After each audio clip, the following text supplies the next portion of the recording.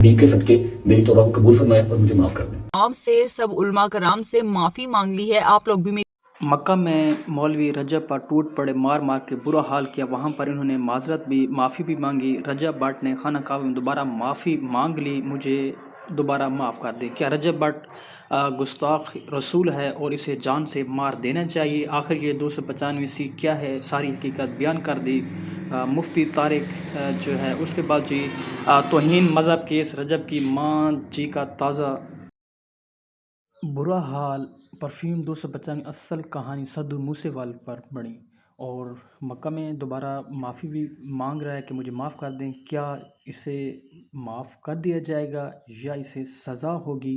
अभी फ़िलहाल जो है ये पाकिस्तान पहुंचने ही के बाद इस पर अमल होगा। फ़िलहाल जो है गुस्ताखी रसूल है और इसने माजरत माफ़ी भी मांग रहा है। उम्र से वापस आते ही रजब भट्ट सीधा जेल जाएगा या क्या होगा?